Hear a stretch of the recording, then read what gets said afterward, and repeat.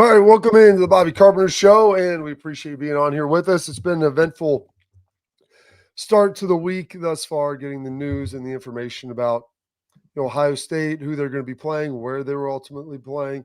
And I'd like to open up with this, Schlegel, and it's pretty interesting here.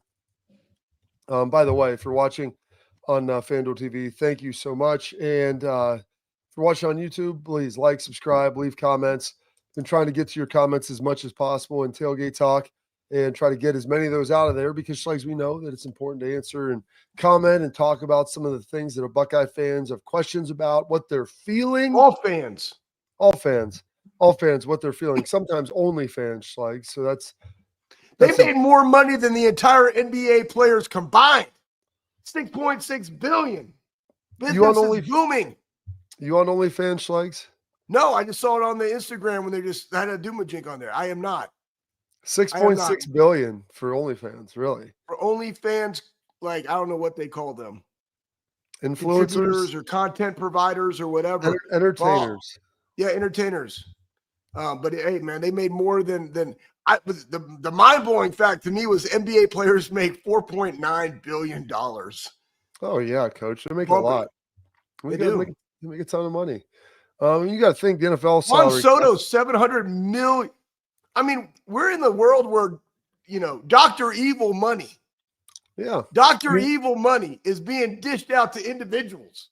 Well, I mean, they'll be wheeling him out there when he's like 42 years old to get like a DH appearance like once a week while he's still making like $45 million a year. So, I mean, I don't know if I would have signed a contract to that length for him. I mean, he is pretty young. I think he's 26 still, so they're going to get a lot of his prime. The last 5 years of that deal will look like an albatross, as most of them ultimately do. But Ben Stevens put this out there once this came out, once the sites were released, and it was pretty sweet. And if we're going to toss that up there, Pat, we got it in the workbook. Oh yeah, that's a good. Well, because it just gives you the iconic picture of it, and Schlegel. I have played in 2 of the stadiums. I've been to 3. I've seen all 4. But when you think about like where these on-site playoff games are going to be, we talked about obviously the game being at the Shoe, how sweet that is. Then you've got one at Beaver Stadium at Penn State, you got Notre Dame Stadium, and then DKR Texas Memorial Stadium.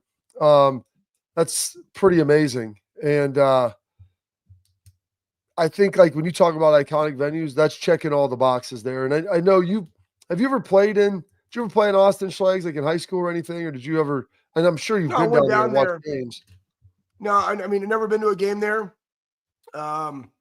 See, last time I was down there, I believe, Charlie, I was down there one time with Charlie, and I was down there one time with Tom, just checking out the facilities, and they were doing like massive renovations because it's hard. Like it's right off the highway. Yeah. And they actually have to shuttle to where they practice. Really? Like, you can see it right off. Weird.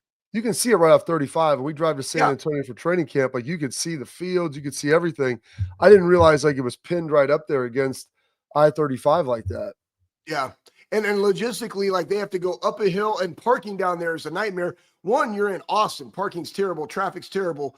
2, like their practice facility, and like, how our guys will be at practice and they go right through the indoor and they can do like training in the indoor or in the weight room. Like they have to bus to these different locations. So it's a completely different like logistical nightmare they have to work through. Nothing like Pitt though, where you have to completely go off site for all your stuff, which is absolutely terrible. But you think about those venues, and Ross Bjork put out there how special this is. And while I was talking about our fans yesterday about going to the games, if you have those tickets and you choose to do so, making memories. Because I just remember one of my greatest memories at Ohio State at a home game was that versus Texas. Because I remember, obviously didn't finish the way that we wanted to, Bob, but trying to get out of there, we just walked. Like I just walked back to the Woody, and people were still out there partying. Like it was amazing. It was special. Yeah, so it'll be pretty sweet. Like Notre Dame is going to be awesome. DKR, Happy Valley, like they're going to be tremendous. And I'm hoping, they start talking about the get in the door price. I want to say you can get in Penn State. I think it's the cheapest for like 100 and some. Texas is right around Ohio State. I think they're both in the 2s. And then Notre Dame is like ridiculous right now, trying to get in there, $600-700 a pop. Wow. The environment needs to be really good, and it's been kind of warm. Ohio State has been practicing outside, and so let's talk about the ability to practice and prepare, in the environment that you're going to be in. And there is some elements there where it does start getting cold, and that's not something you're used to. And there could be some moisture, like how that plays in and how important it is to get acclimated to that. Well, part of it is they're practicing on grass, but I mean, grass right now it feels super hard, but it's still just better on your joints than field turf. I just Yeah. remember like guys in the league, they're like, man, if we go inside, especially those guys that are longer that have played a lot of ball, they're like, man, I might have to take a vet day, So, it's with those guys, it's like, what are the reps that I need to get in? I got to get them in. Like all the other accumulation of low impact volume, like, do we necessarily need it? But they're in college. So they're practicing outside. Again, it's nice weather right now in Columbus, Ohio, but just still moisture on the ball. If it's colder or whatever, like you got to go play in those elements to the best of your ability because you train like you fight like you train. Now, once it starts to impede on the skill development during practice, and guys, remember, skill development is an ongoing process, not parents that it's the only thing that you should do. Your kid should be training 100% in season and out of season, especially out of season, but also in season. Once it impacts the skill development of being able to do what you need to do, then that's when they will take them inside. And most of the time, Bob, if that is the case, they will do their run periods in the beginning of practice, right, outside. And then if they have to, because of the weather or whatever, to make sure that they can get the work done, right, they will then go inside. You can do that, right, when you have multiple facilities. Not if you're the Cincinnati Bengals that do not have an indoor. You're just always outside. Well, the Bengals have an indoor now. They got one. Oh, they do? Yeah. They put up a bubble? Joe Burrow taking them to the Super Bowl. I think they got a bubble from that. So, I'll be dadgum, man. I mean, I haven't driven through Cincinnati in a hot minute. Driven? So driven, it's all the same. Yeah. But they do have to walk across the street. It's a little bit of a Texas situation. Like it's not truly on site. And I doubt that it's a full 120 yards. I'm guessing it's like a 65, 70-yard indoor probably. Which is fine. Yeah, which is okay. I mean, when you don't – and the thing is in the NFL, you don't have that many players, so you don't need that much space with everything with that. Now, we got a big show lined up today. We got Bill Bender coming at you, break down all the rankings from the seedings, what he likes, what he dislikes, paths to the CFP, you're through the CFP, all of those different things are going to be here for you today. Absolutely love that. That's going to be a fun time. And then I'm going to leave you with this, Schlegel, so we can get out of here. We'll talk a little conversation. Have you seen Gladiator 2 yet? Nope, not yet. Need to go see it. Yeah, I mean, you talk about being a dad, being a dude. Like, why don't you scoop up your boys and Faith too? My daughter ex-nayed me on that. She didn't want to go, but I took my two oldest boys last night. Yeah, we took Cullen, I took RJ. Went and watched a little 6:30 showing. It's pretty long. It's about 2 hours and 15 minutes, but it's not as good as the original, but it's pretty good. And how was Denzel? Denzel's tremendous. He's already been nominated for a Golden Globe. Like his performance is great. It's not exactly. They could have made it even longer, to tell you the truth. And I'm a fan of long movies as long as there's pertinent details and it keeps the thing moving along. But the way they tied it in. There's a lot of parallelism with the first one. There maybe isn't like quite the sweet reveal, when he pulls the mask off in front of the emperor. I don't think you quite get that. There was maybe some spots where they could have done it, but it was still really good. Denzel, I don't want to necessarily spoil it for anybody because I had heard that he's not exactly the person that you portray him to be. In most of these, it's a little more of a Training Day feel, I think is someone told that to me. And I say that's very accurate after watching it. Gladiator is one of my all-time favorites to watch pregame. Braveheart is a little bit longer, but it's also in there as well. Like those two are 1A and B for me as far as like battle movies. And I would say this is coming in that conversation. It's going to be in the top 5 with what it's giving you. I need to go check it out. I mean, I remember a little side nugget, long time ago, 2 decades ago, I used to listen to the Braveheart soundtrack before every game of football, probably starting in high school. And I always would go to track, I believe it was 17, where they cut him up and took out his intestines. But just the music of that thing got me going. I don't know why. And then we would go out and do our deal, and then I would come back in, and I had on like a little bit of rock for that like little 5-minute preview, because that was back in the day when we all listened to headphones. Now we just have music blaring in the locker room. Oh yeah, it's great. But the soundtrack to Braveheart Elite, Last of the Mohicans Elite, Gladiator is elite. Hans Zimmer did Gladiator, and it's really good. And they pull some scenes from the beginning, and the way that they do it, it looks really sweet. And then they pull some of the music, in from it as well. And like it's pretty good. You're gonna really like it. A lot of weirdness in ancient Rome. They kind of lean into some of the weirdness, Schlegs, but I know you're all about that. One guy, Schlegs, who isn't maybe into as much weirdness, but does like to get juiced up and write songs. We got Bill Bender waiting in the queue. Ooh. Yeah, he's going to be here for us. But before we get to that, I want to tell you about Export. Attention, parents and athletes, protect what matters most with Export mouth guards, trusted by professional athletes and designed by NHL team dentists. Export guards are scientifically tested to help absorb those high-impact hits. Export mouth guards feature 3 layers of advanced protection, including the patented use of carbon fiber, and they 3D print that thing snug right into your grill for more protection, better performance, max comfort, and clear communication. It's what you want. So you can focus on your game, not on your gear. Don't take chances with your safety. Go to exportguards.com/Bobby. Save 15% on your order. Export, protect what matters most. Bill Bender to the Sporting News coming up next.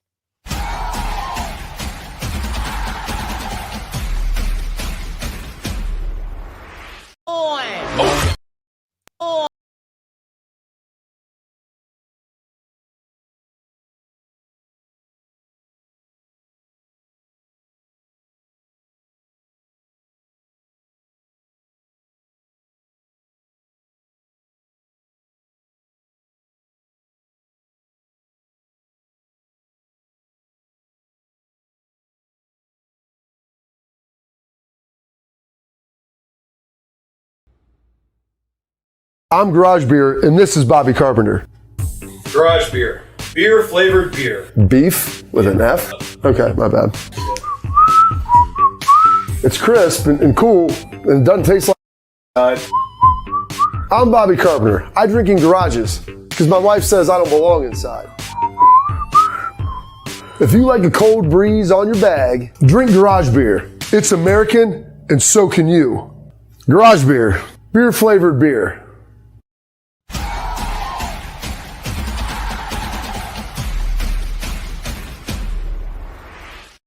Welcome back in the Bobby Carpenter Show, and as always on Tuesdays, we welcome in our friend Bill Bender of the Sporting News.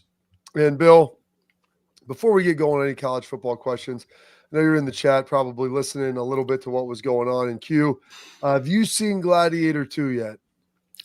Unfortunately, no. I obviously been busy with work and coaching and all those kind of things that we do, but I do want to go see it. I'm excited now that I got kind of your endorsement. And Schlegs, it's funny. I definitely listen to the Gladiator soundtrack when I write. Sometimes mix in Last of the Mohicans, and I'll even pull out one. I love the King Arthur soundtrack from the Clive Owen movie. Not the best movie, solid movie, but the soundtrack is amazing.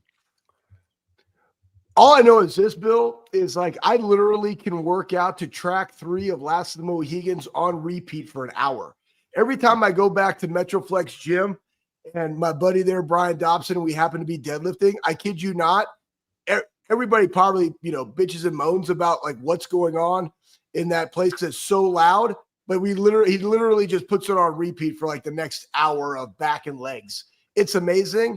I'm excited that the fact that you write to the Gladiator soundtrack and put some of those on. Is there a rock song that you really get down to? Like an Angels and Insects is one of those ones I could just put on repeat, especially doing heavy sets of squat. Like when you're really in the midst of writing an article and like you just got to get the juices flowing. Is there a particular handful of songs like, Bad Mother Effer or American Badass or something like that? Where you're just like, that gets you fired up? Not really. 80s hair bands. I'm into that. I think Bobby Kickstart My Heart, like that, like something like that. A little bit of Motley Crue and Rat and those kind of things. My buddies still make fun of me for liking Rat with 2 T's, of course. And So that, and then we go to 90s on 9 a little bit, but Okay. either one, 80s, 90s. That's I always tell my wife and kids, like, why are we changing it from any other state? We only need those 2 stations on Sirius, Right. other than the sports stations. But yeah, it's pretty easy. And obviously, we had a lot to write about over the weekend. It's been busy over here at Sporting News, but we're having a lot of fun doing it. Oh yeah, you got the confluence of NFL, college basketball, and then obviously the college football playoff release. And Bill, that's where we'll go with you right here. When you saw it come down, I mean, with how tight some of the games were, a couple blowouts in the conference championship, but with the most of the conferences now being divisionless, saw a lot of good games. And worst case scenario probably happened for Alabama, ultimately getting SMU in with a close loss to Clemson. But kind of your initial thoughts when you saw all that come down on Sunday. Yeah, the SMU decision was correct in the format we're in. And I'll say it, and I'll be the first to admit, if SMU played Alabama, I would pick Alabama to win the football game. I would. I think they have more talent. They played in a tougher conference. But that Oklahoma loss really stuck with me as this went on. They went down to Oklahoma, lost 24-3, disorganized the entire second half, didn't look good doing it. Now, when Clemson was up 17 points and maybe putting another touchdown in, you thought, yeah, okay, we can put Alabama in now. But SMU rallied. I'm happy for the ACC. I was happy that Dabo Swinney was happy for the ACC. I thought that was a pretty nice touch by him, advocating for SMU, because they know what it means. Now, who's going to be watching SMU? People in Columbia, people in Oxford, people in Tuscaloosa. They're going to have a lot of eyeballs on them when they go to Penn State. Yeah, when you have a lot of eyeballs and you're in the playoff and people get left out, just like it was in 2014 when we jumped 2 teams, like you got to go get it in when you can fit it in. You're going to go play Happy Valley. It's going to be cold. It's going to be miserable. You're from Dallas, Texas, where I grew up. Like, can you handle it? So go through this now. There's been a lot of discussion. We've talked about it. It broke down this way. I think you're absolutely correct. SMU got in. Where do we make the adjustments? I'll just let you open page. Where do we make the adjustments moving forward after this year? Because it's okay. We planted the flag. We got 12 teams. All right, we need to make some changes. How do we make those changes? Bill Bender, go.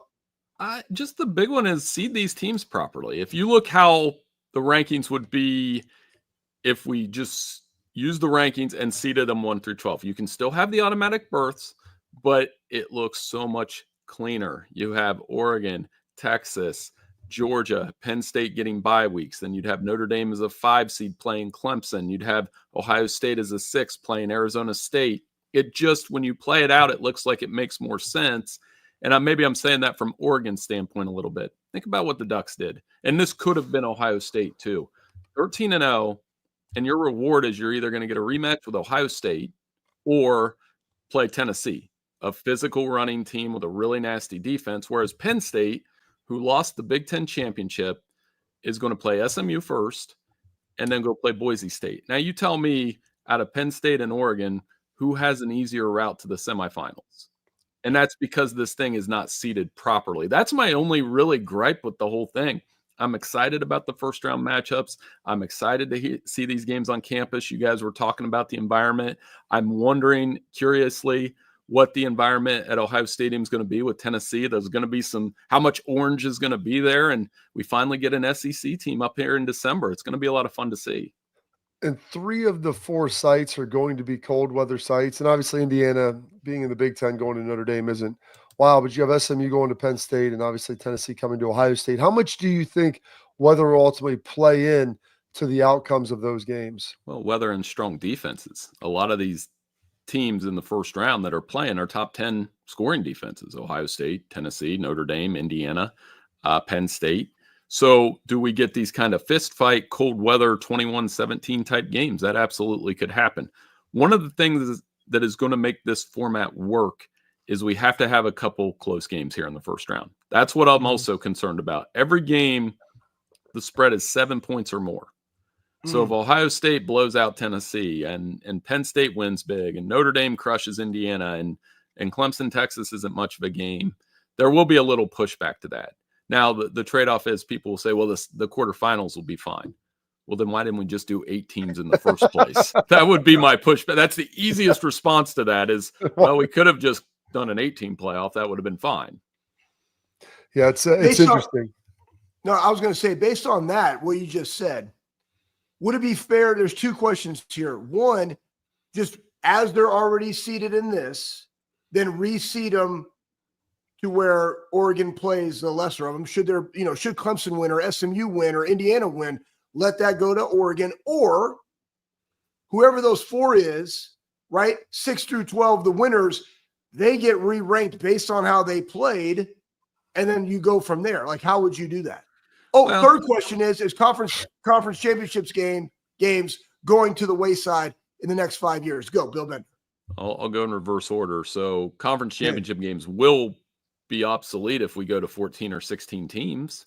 Why would you want to play in that game? They were entertaining, and they did show a couple games we didn't see in the regular season because we don't, like Penn State, Oregon, we got to see it. That's fine. I thought the Georgia-Texas game was riveting entertainment. It was an awesome game, especially with Carson Beck coming out and Georgia being able to do what they did.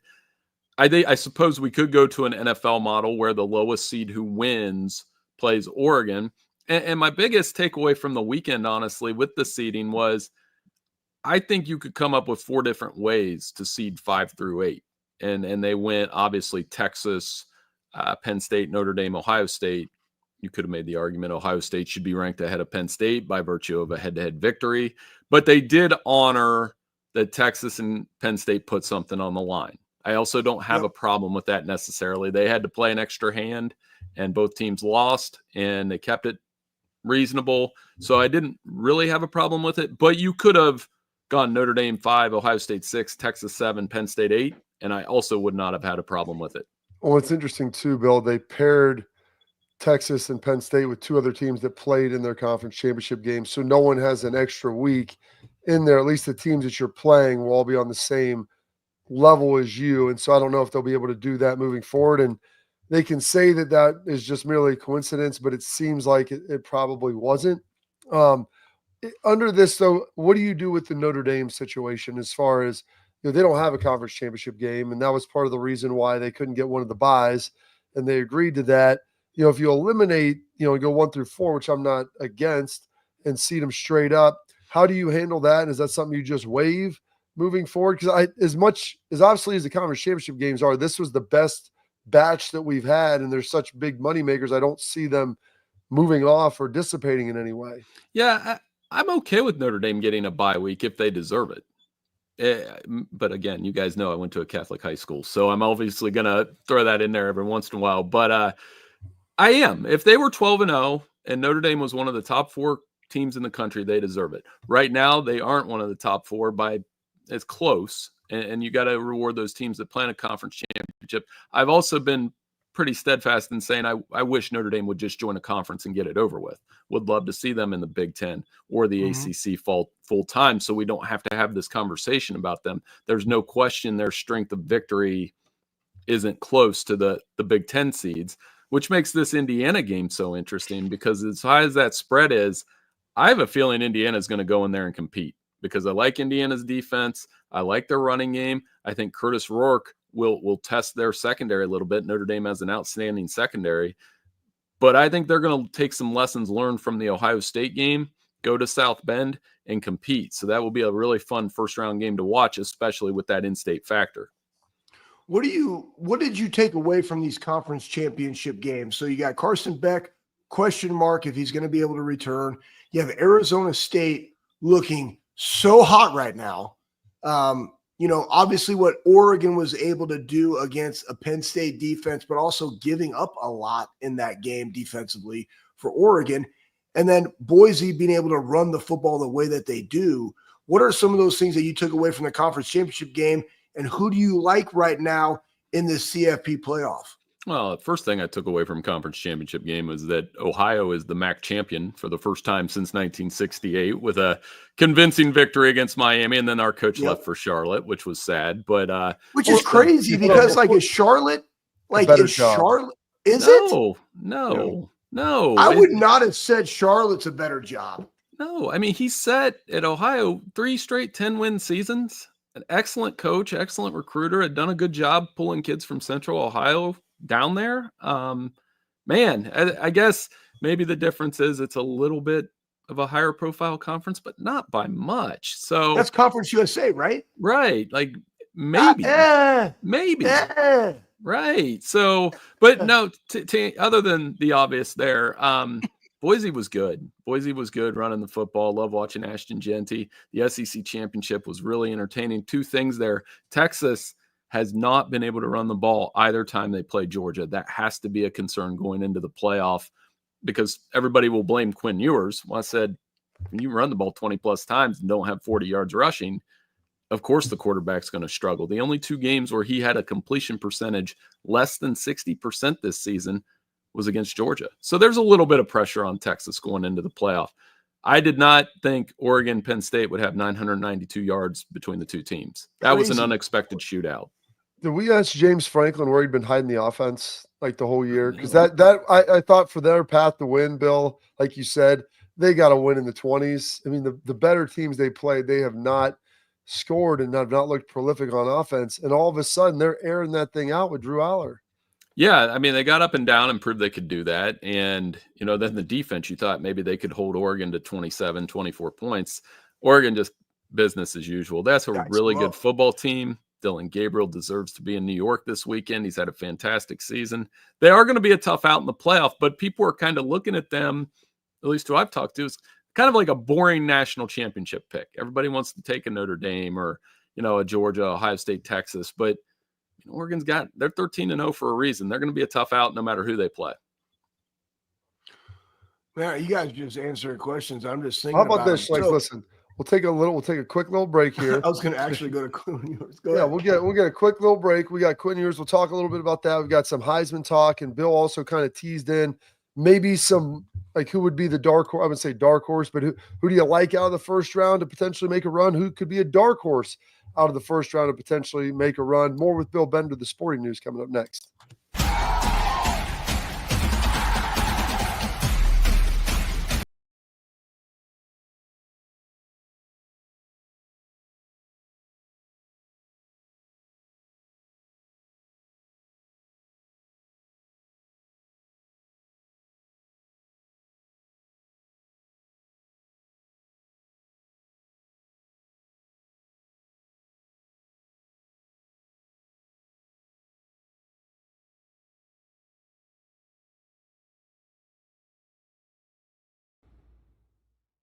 I'm Garage Beer, and this is Bobby Carpenter. Garage beer. Beer flavored beer. Beef with an F? Okay, my bad. It's crisp and cool, and it doesn't taste like... I'm Bobby Carpenter. I drink in garages, because my wife says I don't belong inside. If you like a cold breeze on your bag, drink Garage Beer. It's American, and so can you. Garage Beer. Beer flavored beer.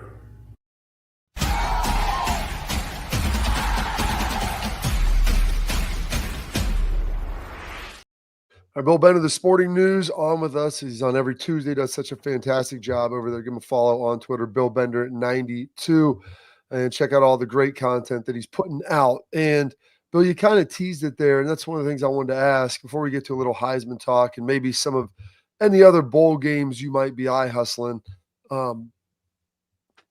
First round, do you have a pick that you like to potentially win the national championship?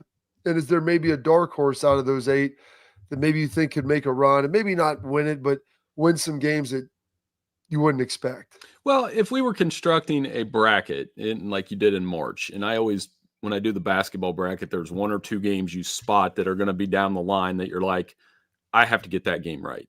Last year it would have been, Purdue and Tennessee, for example, when they played in the Elite Eight in the basketball tournament. So there's 2 games I'm looking at. One, Notre Dame, Georgia, if they play in the second round, who wins that game? That team absolutely, I think, will be in the national championship game. And I think they'll go on. If Notre Dame is able to beat Georgia, I think they'll get to the national title. And Georgia will know about Beck, will know about Gunnar Stockton, will know if Notre Dame can actually beat an SEC team. All of those things will be answered. So that's one first-round team. The other's an obvious answer, a little bit of a homer pick because we're on here, but Ohio State, Oregon is the other matchup. If Ohio State gets through Tennessee at home, which I think they will be able to, it's not going to be easy, but I think they will. They play Oregon in a rematch. We saw the first one. We know the Buckeyes have the athletes on both sides to play with Oregon. can they beat the Ducks? Because I think that team would be a threat to get to the national championship game. So Ohio State and Notre Dame are my answers. If Tennessee were able to beat Ohio State, I do like how they have some matchups, the way they run the football, they play defense. It's just a matter of, can you trust Nico Iamaleava in these big games, in these big environments? Let's go where Bobby was going next and go to the Heisman voting, because you just saw Ashton Genty in the, Mountain West Championship game break off his sixth 200-yard rushing game. I think he's 132 yards behind Barry Sanders' all-time rushing record. Where do you see the Heisman going down? Because, yes, it's the best college football player, but when you say player, does it also most outstanding, Schlegs? That's what most outstanding college football player. But like into that, there's a lot of variables, right? And trust me, I love what Travis Hunter does. I mean, he's a guy that can play multiple positions. He is such an anomaly, playing 130 plus snaps a game, something like that's absolutely asinine, right? What he's being able to do, but also what Ashton Genty has been able to do as a running back. Plus, I'm kind of biased because he went to Frisco Lone Star down in Frisco, Texas, and the head football coach of that high school is a childhood friend of mine. So where do you see this Heisman voting playing out in New York? Well, I voted on it yesterday, which I pinch myself every year when I do that, because you're like, wow, this is my favorite award, my favorite trophy. We're not allowed to say who we voted for, but I can break down how I think it might go with those guys. I'm happy that Dylan Gabriel and Cam Ward are going to be invited. I mentioned Gabriel earlier, to be able to go 13-0 and be as efficient as he is. Cam Ward, a true game changer for the Hurricanes. If we had a 14 or 16 team format, Miami would be kind of that team. I'd be like, I don't know if I want to play them. They lead the FBS in scoring, and they have Cam Ward. I mean, he would probably be the highest ranked quarterback in the college football playoff at that point. Ashton Genty's amazing, Schlegs. What more can you do? All the 30 carry games, handles the load, breaks off a couple big runs every single week. Showed out against that Oregon game I go back to, is where you kind of open your eyes and you're like, wow, this isn't just another group of 5 running back. He's a superstar. And then Travis Hunter, at first this season, I was skeptical. I was saying, well, we saw him play every snap last season. What's the big deal? The difference this year is he would make the big catch at the right time all the time. Started with the North Dakota State game, that kind of 2-hand catch that he made through a guy, and went from there. Interceptions at the right time. Tremendous athlete. You guys probably have a better feel for this than I do, actually, is I don't know what he'll do in the NFL. I don't know if they can actually pull off playing every snap. I don't think you can. No. And I'm not sure if he's a better corner or wide receiver. So I'm really curious to see how he's used at the next level. I would guess receiver. You guys might have a different answer. Yeah, receiver's easier, and you could probably spot play on defense as opposed to maybe the other way around. And I'm guessing, Bill, this is where the world we're living in now. Everything's so financially driven, and you see the numbers that some of those top 5 receivers are getting on a contract. I think he'd probably lean into that and then maybe say, hey, I can give you 25% of the snaps on defense and play third downs or whatever it is, and be able to do that. But you mentioned the 2 quarterbacks, Genty and Gabriel. Do you think, as the collective, because I voted too, and I looked at that, I was like, okay, that looks pretty good to me. The way it works, for anybody out there who doesn't know, because people are like, who did you vote for? I'm like, well, you get 3 votes. You get a first, second, and third, and then they kind of tally it up, and they find that delineating mark where there's a drop. Sometimes it's 3, 4, or 5 that go. But do you feel like they got it right? Is there anybody that you think should have possibly been invited that maybe didn't garner enough votes? I want to see if Cam Scadaboo finished 5th. Yeah. Honestly, Man. I think he's such a fun player, Look at him. and I am curious to see who finished 5th in the voting. And he had just an awesome season, helped carry that, like Schleg said, this really hot Arizona State team down the stretch, and he's kind of the center of that, built to the ground running back, doing what he's doing. Or if it was Shedeur Sanders that finished 5th, which would have been interesting, because that would have potentially sent 2 Colorado guys to New York that will be right back there as top 5 picks. So with that, because I always wait until on Monday, I was like panicking. I'm like, when's the cutoff? Like, I forgot it was at 5. I thought it was maybe at noon. So I was scrambling to get my vote in the morning, because Sunday just was such a blur with all the college football selection release, and I had forgot to do it. But I always want to wait until after the conference championship games. And I don't necessarily hold that against other guys, but it is another data point. It's an opportunity for players who are on good teams to be able to showcase that. And everybody that was involved, including, Shador, Travis Hunter, I mean, they had a chance to get there with 2 or 3 weeks left in the season. And so I look at that and I try to parcel that out. How much hit has your vote, obviously without revealing who you voted for, but if you would have voted week 6, how much different would it have been at the end of the season? Probably a little bit, and that was the good thing. It didn't change drastically from conference championship weekend, but it was influenced. And I think that's what makes it beautiful, that I always wait till Monday morning, till everything's done, till the emotion of the playoff show's done. And then you go from there. I think it'll be a fun presentation. And I love watching that show every season. Hey, I'm going to ask you this, Bill. We'll get you out with this one. So, I'm just throwing up some stuff. OSU, right? Only team that's had 4 CFP appearances the last 6 years, 6 consecutive top 5 recruiting classes. You look at buyouts, you look at staff, you look at signing day, you look at NIL of your current roster. How much of all of this plays into coaching changes? Because, again, in around Columbus, Ohio, we've heard so much about it. And it's not just Columbus, Ohio. It's other places around the country. How much is all of that playing into now decisions? Because it's not like 5 years ago when you could just make a change. Somebody buys somebody out. Same thing happened this year in Florida, right? They started winning, but he also has a great recruiting class, and he has Lagway there. It's like, you know what, we're going to ride with them. Let's just put the money into the portal or into our NIL for our own guys. How much is all of that now going into the decisions that ADs are making when they're looking at hiring a head football coach? A lot. The buyout matters. Where am I going to allocate these resources to? I think what's changing, at least I think it's changing, is it might be less on the performance centers and the stadium and all those kind of things. And it's going more to the players. You got to get the players in that's priority number one, the players. Then you have to have your coaches paid, then the staff and everything else around it. And Ohio State's obviously operated like not an NFL franchise, but in that vein, for sure. The Ohio State, Georgias, Alabamas, those type schools do operate like that. So you can't just fire a coach on a whim, which it's set up a little bit differently than the NFL, where they can, right? Yeah. They do it mid-season, postseason. There's guys that go to the playoff, the wild card round, the divisional round, they might get fired. So why is that? Why can they do that though, Bill? I think the buyout, for starters. I mean, that's probably something that will change in college football. I think coaches will be paid more like NFL coaches instead of college football coaches. That's a speculative thing, because as you've seen, there have been 24 FBS coaches changes this cycle.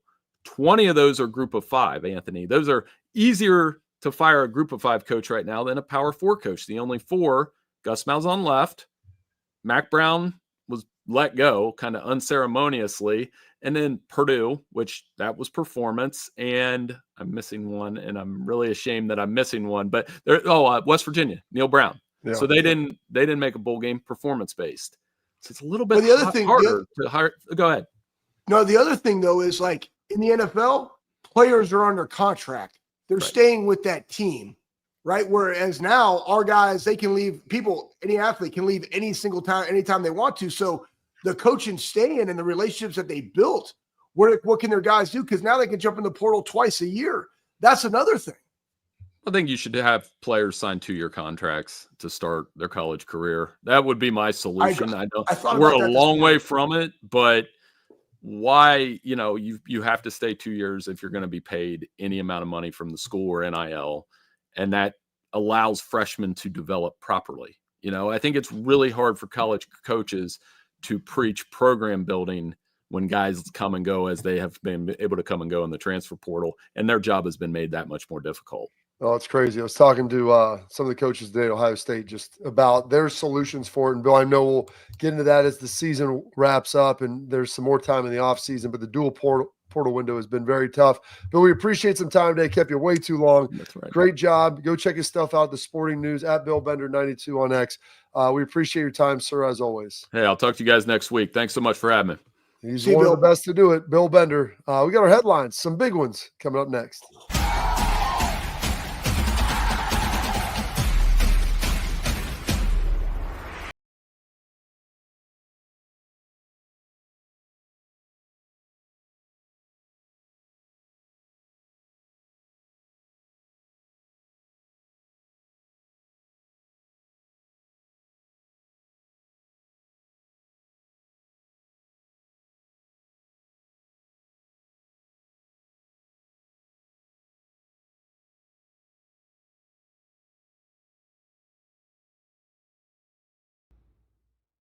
I'm Garage Beer, and this is Bobby Carpenter. Garage beer. Beer flavored beer. Beef with an F? Okay, my bad. It's crisp and cool, and it doesn't taste like... I'm Bobby Carpenter. I drink in garages, because my wife says I don't belong inside. If you like a cold breeze on your bag, drink Garage Beer. It's American, and so can you. Garage Beer. Beer flavored beer.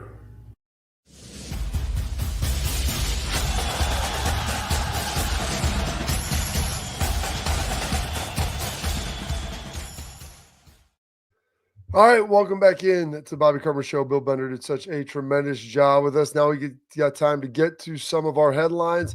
And this is what's interesting, Schlegel, these on-site location games for the playoff, what that's going to look like, what it's going to cost you to get in. And a lot of people now, their tickets are opening up to the public. Usually goes to season ticket holders first, students, and then public tickets that are out there. Notre Dame, I mean, they're close to $1,000. It's like $850 to sit at the top row in the end zone. Penn State, maybe not quite as much. SMU doesn't have the big fan base. And Schlegel, if you look at that, you can dial down in there. There's some of their seats that you can get in. Now, they're not the best, but you can get into to Beaver Stadium for $100. Beaver Stadium, baby. You got sheets out there, but so does Columbus, Ohio now. Awesome, go Bucks. But does that surprise you that you can get in there for $100? I mean, given no, it's Happy freaking Valley, guys. There's nothing out there. I mean, yeah, but so they sell that out for all their big games. I mean, this is just thinking. Those are. Trust me, I'm surprised. I'm surprised it's like that. Maybe you just got to go do some ticket giveaways. Trade it in for some milk from the Amish people. I don't know, but like whatever you got to do, fill that thing because. That's definitely going to come into play as do we use bowl games for these things? I like the home. I think the home bowl games really, they're not going to go to bowl. You're having hard people filling up their own stadiums. You're not going to make them travel. I guess SMU just doesn't have a very big fan base, and I don't know if that's their alumni just isn't big. It shouldn't play a factor. Shouldn't play a factor in any of these things. But again, Beaver Stadium is enormous, Bob. Like it is huge. So surprised that it's still only that little for a first time, right? You only get one time to be a first time. So make memories. I guess students are saying the CFB took a huge amount of tickets, took back a huge amount of tickets in the student section back. So we'll see because it's been typically like, I guess the way they set it up is it's like a home game for Penn State. So the allotment for SMU is like their 3,500 or whatever they would normally get and something like that. I think that's what it is for Ohio State, Tennessee. And we'll see ultimately how that moves going forward. And then I saw this out here, and this Oregon's the number one seed, and rightfully so. They're undefeated. They played a tough schedule. And this is very interesting to see. Penn State hasn't been in the Big Ten forever, but they've been in here for 30 years. And the fact that he threw this stat out here about Oregon and their how proficient they were this year, with their victory over Penn State in the Big Ten championship game, they were the only team in the history of college football to beat Michigan, Michigan State, Ohio State, and Penn State in the same season. Wow, that's amazing. That's impressive. Yeah. I don't even know what to say about that. That's pretty damn good. Way to go, Dan Lanning. Tosh Loophole, I see you, bro. I actually texted him after that game, man. Congrats. Not finished. And that's the thing, right, Bob? Like you and I know so many people across the college landscape. And again, I root for people, but I also root for the Buckeyes when they're going against Oregon, right? And Tosh has done a great job with the mindset of his defense. They're really physical up front. They can get after the quarterback, but man, what a great opportunity for all these people going into this first college football playoff expanded version. Yep, absolutely. All right, well, that's it for headlines. We got some tailgate talk with your comments and questions from yesterday's show coming up next.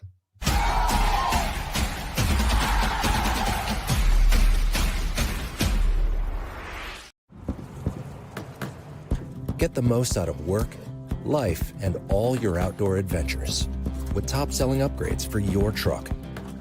Guaranteed fit, free shipping, easy install, expert support, and thousands of dealers just a click away. Bring your truck to life. Real Truck. Upgrade today and save between $50 and $400 on select Real Truck products. Visit realtruck.com/specials.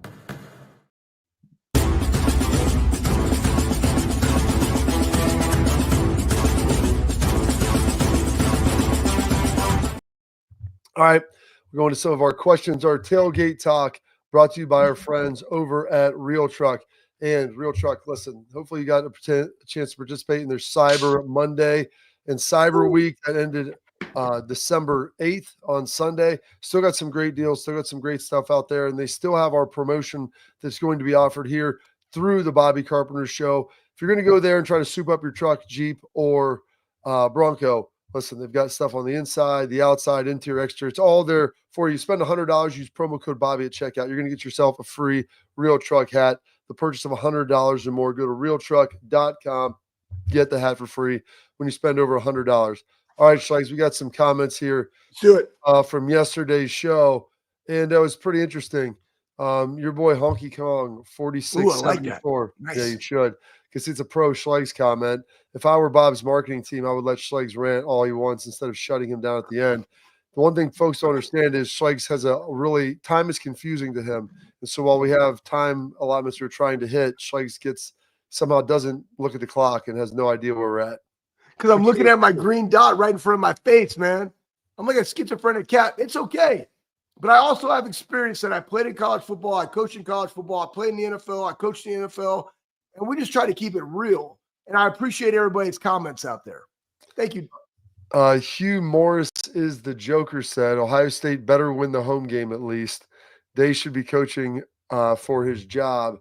I don't think that's an accurate statement. He should be coaching for it. I feel like he'll be aggressive and coaching, very passionately, and saying win the home game at least. I mean, you're playing another team in the top 10. Like, yes, you want to win this game. You're favored to win this game, and I think they should. But saying should win it at least implies like you're playing, a Rutgers team or Purdue. Like, this game isn't going to be a given. You're going to have to go out there. You're going to have to execute to get it done. I think what he's trying to say and what a lot of fans say is you got to play out of just wanting to win outside of playing with fear, right? And I think that the hesitancy that's basically what you're articulating. Not better go win this game. Just go out there, drop your sack and attack. I just said your quote for you. I got you. I like it, Schlegel. All right, this comes from YX5881. He's got a lot of comments in here. I like this guy. And it's good. It's all good. My gosh. We'll start with this. Pick the juiciest, frothiest. Oh, it is. There's a chain, so I'm trying to figure out what the best part is. As much Two as Chains has a cookbook. Well, much as I love my Buckeyes, most every aspect of this game does not bode well for us. In fact, it goes against us, to be honest. If I were a gambling man, I would bet heavily on Tennessee. I'm so sorry to say, but that's what I see. I can see them crushing us maybe by 2 TDs. More honestly, I get no joy in saying it, but trust me, I do think we could win this game if the players decide to win it. Even though, as I said below, I think about everything is stacked against us in this game and beyond. You guys can win it if they decide to do what it takes, and they can beat anyone. I hope they can. A lot of back and forth in there internally, Schlegel, that he's trying to deal with. He or she's trying to deal with. It's not the easiest draw. They didn't get SMU. I mean, Ohio State has the toughest path. If you look at who they would have to play with Tennessee, Oregon, potentially Texas, Georgia, should they win on the other side of the bracket. But you know what? It is what it is. Like, you're going to have to beat good teams to win a national championship. Tennessee's offense is a running offense. Their defensive line is really good. Some places that Ohio State's maybe struggle a little bit. I think defensively, Ohio State will be fine. The question is, Schlegel, can they run the ball, and then can they spread it out, use some tempo, maybe screens and draws to slow down a good pass rush and front for Tennessee? And in their losses, they were not – I'm talking about Tennessee. They were not able to affect the quarterback, and that's the biggest thing in this game. How can we basically win first and second down to pressure a freshman quarterback in a hostile environment? And two, how do we protect Will Howard with our offensive line? In their 2 losses, they had 0 sacks. I think they might have had 2 versus Arkansas, but like 2 in those 2 games doesn't bode well for them. That's kind of our recipe for success, but we got to figure out what is our identity coming off that last game as opposed to just trying to run the rock. Like, what are we going to do? What's the game plan offensively? And do the players believe in it? Absolutely. And then lastly, we'll get you with this. Listening to some of the other Buckeye podcasts drive me nuts. Well, don't listen to the other ones then. you can tell who doesn't have a linebacker's mentality. People whining because of the perceived path to the championship because we got Tennessee at home at night, complaining Penn State gets SMU and then Boise. To quote the great number one, just bring it. Give me Tennessee, give me Oregon, give me Texas, and give me Georgia, and then build the damn Ryan Day statue right next to Archie. As my dad said, it's not the problem that's the problem. It's the solution to the problem that becomes the problem. First solution, beat the hell out of Tennessee. Side note, Rocky Top is one of the worst written songs of all time. Garage beer lined up. Cold garage beer lined up for December 21st at 8 p.m. LFG, Ohio State. That cold garage beer is great, but it's gonna be chilly outside. But I like Joe Brown, his comments there. I mean, that's what it is. You can complain about it, but like you put yourself in this situation. And I honestly like the fact there's no anticipation of like you should win this game. You have to go win it, Schlegs. Yeah, go win it. As he was talking about, what do you say? Just spot the damn ball, right? Just spot the damn ball. And here's the deal. You go to that, let's say, again, you controlled everything. We talked about Alabama not getting in. You had 3 losses in your conference. You controlled everything in a 24-3 loss. Ohio State beat Michigan. Even if you did lose to Oregon in the Big Ten championship game, which I don't think they would have, right? But you're still going to be seated where you are, and there's that path. It doesn't matter. Just play them. It's not our fault. It's just how the matchups came this year that you played Oregon, Penn State, and Indiana all in the same year. So whatever, right? Every year people are going to be up and down. You just got to go win. And the biggest thing in this game, don't play out of fear. Play out the love of winning. Just go freaking win. Every single snap, win. Win your one-on-ones. Do your damn job. Win. Absolutely. Coming up next, get the parting thoughts from Schlegs as we wrap up the Bobby Carpenter Show.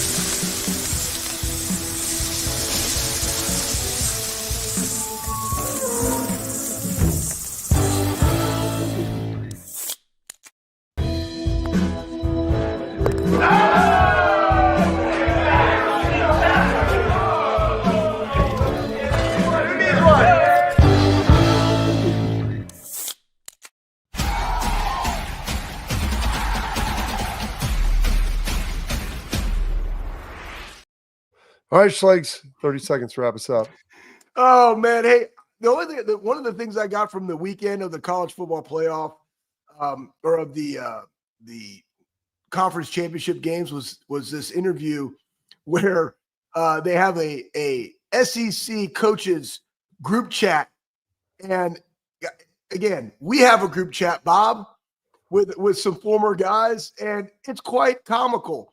And the fact that these guys have it, and also the fact that the one that stirs the pot the most in it is a guy that they did not mention, but everybody knows who he is, and it's Lane Kiffin.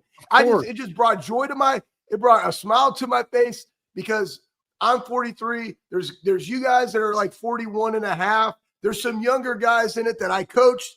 It is quite hysterical. The things that are said make me smile. And knowing that college football coaches have the same thing going on, it's like, man, do not leave this conference. That guy is amazing. Like, I can't believe they fired him. What are we going to do in the group chat? Who's going to be that guy?